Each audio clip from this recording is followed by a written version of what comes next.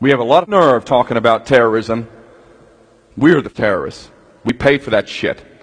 Let's go back to Vietnam. 20 million bombs dropped on that country. More than all of World War II combined. Agent Orange, millions of gallons. There are still Vietnamese suffering from the genetic damage. And we're leading a war against terror? Never mind the Mujahideen and our support for Al-Qaeda. We are Al-Qaeda. Just as much as we're ISIS. We are ISIS.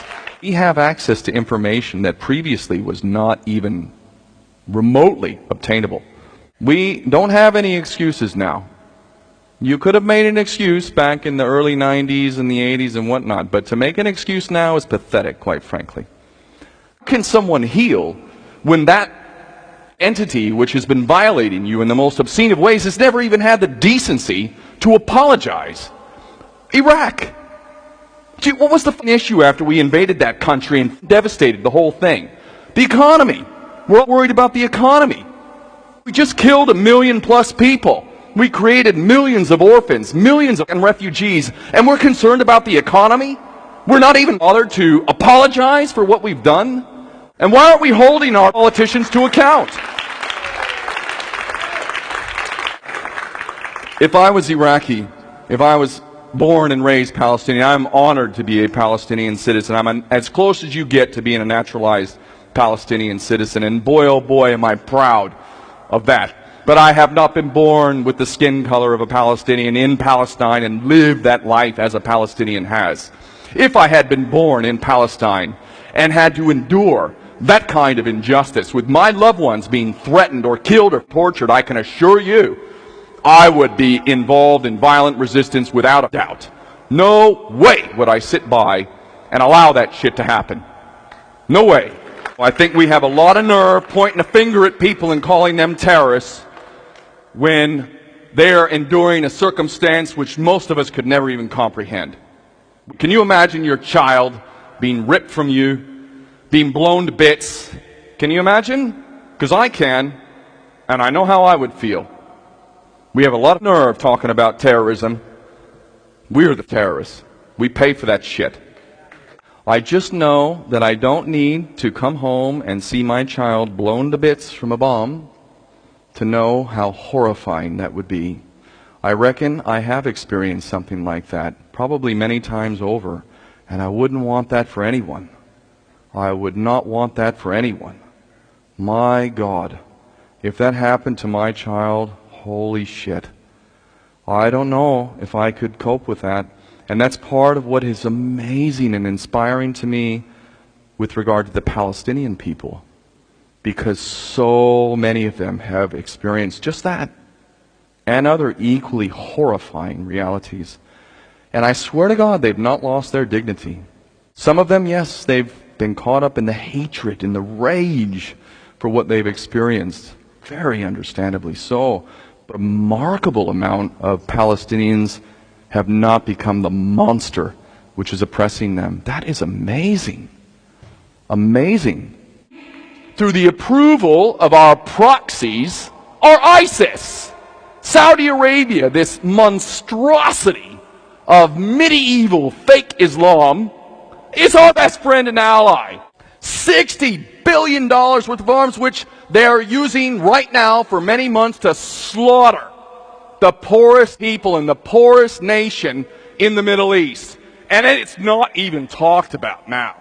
At least the Palestinians got themselves on the map. And you know what it took to get our attention? Suicide bombing. That was where we were all forced. And of course the system used that to say, look at the Palestinians.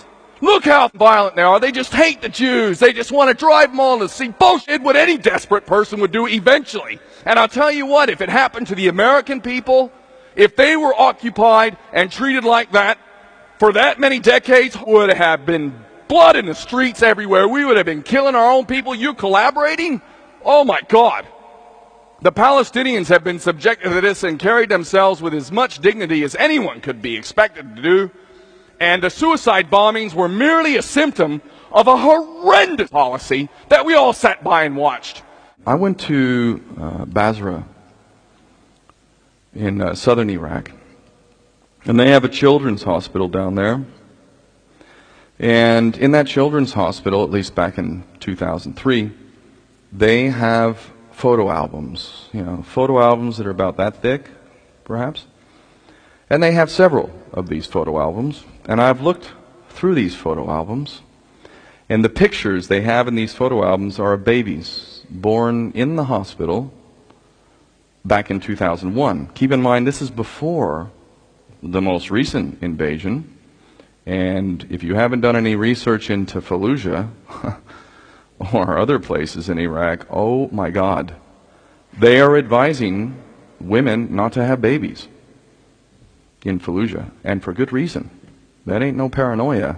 Because some of these babies, if they're born alive, or whether they're stillborn, many of them don't even look human.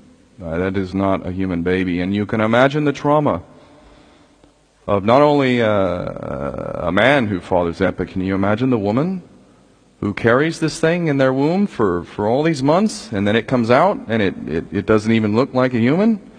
It looks like some sort of alien? I mean, what does that do to your head? That's happened so many times. And I went to that children's hospital, and I looked at those photo albums. And, Jesus, man, there ain't no way we can atone for that shit. I mean, even apologies and, financial compensation, there's nothing we can do to compensate for that. We have a lot of nerve talking about terrorism. We're the terrorists. We pay for that shit. And we're leading a war against terror? Never mind the Mujahideen and our support for Al-Qaeda. We are Al-Qaeda. Just as much as we're ISIS. We are ISIS.